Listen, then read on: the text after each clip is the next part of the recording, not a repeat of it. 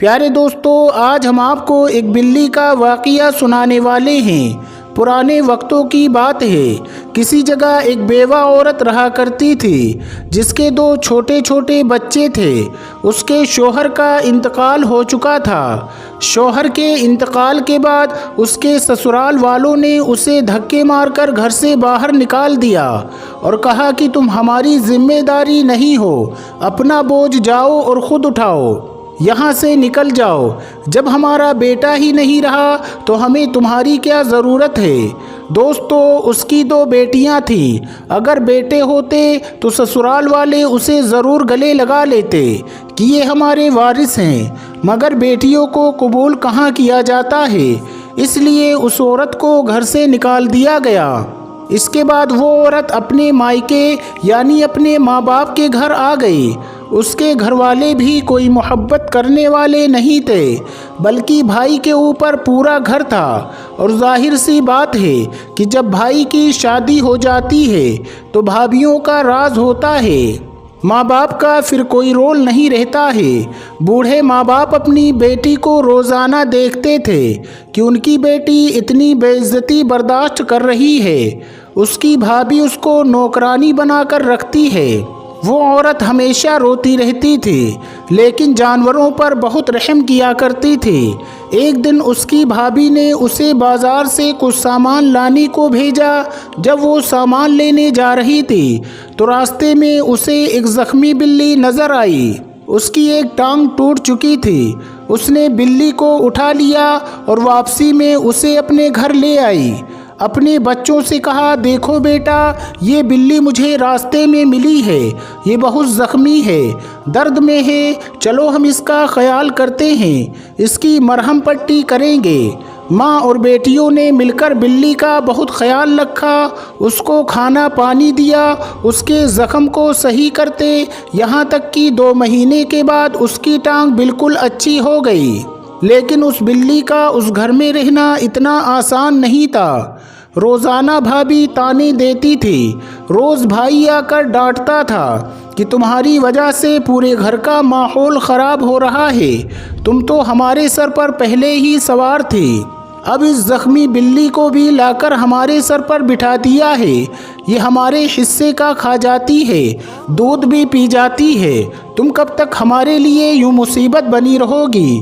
اس کے بعد دن گزرتے گئے۔ ایک دن اس کے بھائی کا بچہ چھت سے گر پڑا، پوری بستی میں شور ہو گیا۔ بھابھی کو موقع مل گیا، اس نے فوراً اپنے شوہر سے کہا کہ تمہاری بہن کی وجہ سے یہ سب کچھ ہوا ہے، یہ جو بلی لے کر آئی ہے، اس بلی کے چکر میں میرا بچہ چھت پر چڑھ گیا تھا اور وہاں سے نیچے گر گیا۔ اس کے بعد اس کی بھابھی کہنے لگی، ان سب کو ابھی یہاں سے باہر نکال دو، ورنہ مجھ سے برا کوئی نہیں ہوگا۔ اب اس بیوہ عورت پر آفت آ چکی تھی۔ بھائی نے کہا، دیکھو بہن، تمہاری وجہ سے ہم بہت عذاب میں مبتلا ہیں، میرے بیوی بچے بہت پریشان ہو چکے ہیں، میں بوڑھے ماں باپ کو پالوں یا تمہیں پالوں، یا تمہارے بچوں کا بوجھ پالوں، یا پھر تمہاری بلی کو جو تم یہاں لے کر آئی ہو، اس کے کھانے پینے کا انتظام کروں؟ اب تو اس کی وجہ سے میرے بچے کے ساتھ ایسا معاملہ بھی ہو گیا کہ وہ مرتے مرتے بچا ہے، تم یہاں سے چلی جاؤ، اپنا انتظام کہیں اور کر لو، میں اب تمہاری ذمہ داری اور نہیں اٹھا سکتا ہوں، کیونکہ ماں باپ میں وہ طاقت نہیں تھی کہ وہ اپنے کمزور بچوں کے لیے لڑ سکیں، اپنی بیٹیوں کے لیے وہ کسی کے سامنے کھڑے ہو سکیں۔ بیوہ ہونا یا طلاق شدہ ہونا کوئی جرم نہیں ہے، یہ کوئی بیماری نہیں ہے جس کی وجہ سے عورت کو دھتکارا جاتا ہے۔ کیوں گھر والے سپورٹ نہیں کرتے ہیں؟ کیوں بیوہ یا طلاق شدہ کو بوجھ سمجھتے ہیں؟ دوستو، اسلام میں طلاق شدہ یا بیوہ کے تعلق سے آپ جانتے ہیں کیا کہا گیا ہے؟ ہمارے پیارے پیغمبر جناب محمد رسول اللہ صلی اللہ علیہ وسلم کا ارشاد ہے، جس نے مشکل وقت میں اپنی طلاق یافتہ یا اپنی بیوہ بیٹی کو سنبھالا، وہ جنت میں میرے ساتھ ایسے ہوگا۔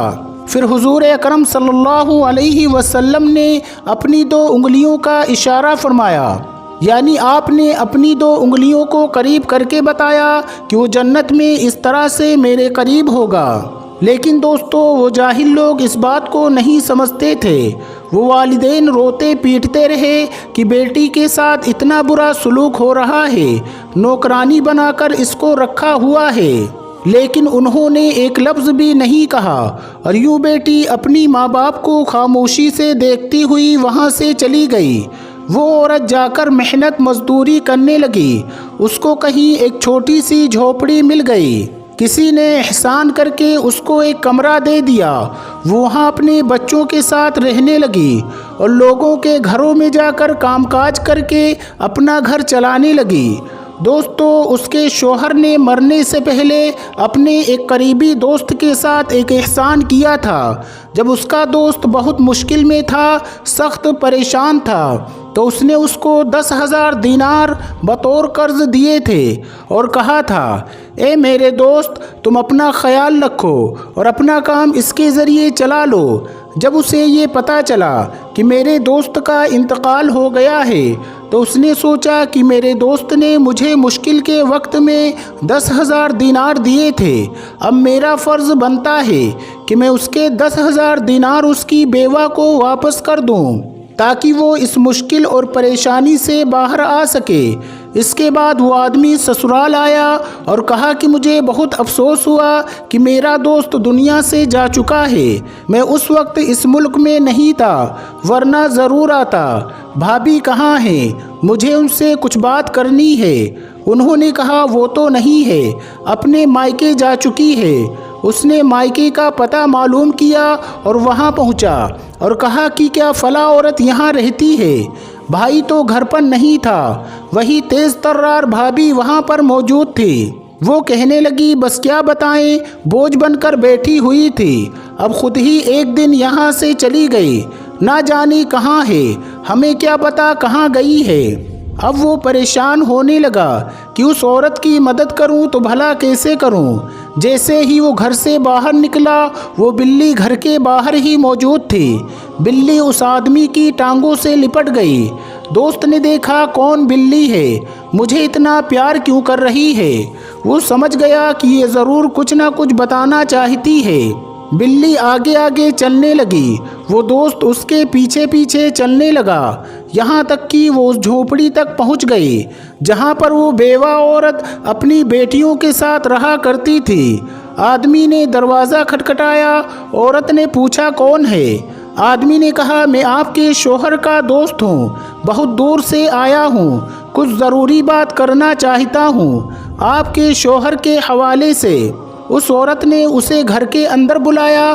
وہ کہنے لگا بہن آپ کے شوہر نے یعنی میرے دوست نے میرے اوپر ایک بہت بڑا احسان کیا تھا، اب میں اپنے شہر کا امیر انسان ہوں، لیکن جو 10,000 دینار آپ کے شوہر نے مجھے دیے تھے وہ لوٹانے کے لیے آیا ہوں۔ اس کے علاوہ بھی میں کچھ کہنا چاہتا ہوں۔ میں جانتا ہوں کہ آپ کا کوئی سہارا نہیں ہے، آپ کو سب نے گھر سے نکال دیا ہے، آپ سے میں کہتا ہوں آپ میرے گھر چلیں، میرے بیوی بچے ہیں، میرے ماں باپ ہیں، آپ کو اس دنیا میں یوں ہی تنہا نہیں چھوڑ سکتا ہوں، آپ میرے گھر چلیں، میرے گھر کا حصہ بن کر رہیں گی۔ میرے دوست نے مجھ پر اس وقت احسان کیا تھا جب میں غربت کی زندگی گزار رہا تھا، آج اسی دولت کی وجہ سے میں اس قابل کھڑا ہوا ہوں، تو کیا اس کے بیوی بچوں کو یوں ہی چھوڑ سکتا ہوں؟ آپ ہمارے گھر چلیں، اب آپ کو گھبرانے کی کوئی ضرورت نہیں ہے۔ وہ بلی وہاں کھڑی ایسا لگ رہا تھا جیسے مسکرا رہی ہو اور کہہ رہی ہو کہ تم نے مجھے ایک بار گھر دیا تھا تو اللہ نے تمہیں کیسے نواز دیا، کیسے عزت کی زندگی عطا کر دی۔ دوستو امید کرتے ہیں کہ آج کی ہماری یہ ویڈیو آپ کو ضرور پسند آئی ہوگی۔ آج کی اس ویڈیو کے بارے میں آپ کی کیا رائے ہے؟ کمنٹ باکس میں جا کر ضرور کمنٹ کریں۔ اگر ابھی تک آپ نے ہماری اس ویڈیو کو لائک نہیں کیا ہے تو ہماری اس ویڈیو کو لائک کر کے ہمارے چینل کو سبسکرائب ضرور کر لیجئے گا۔ السلام علیکم، اللہ حافظ۔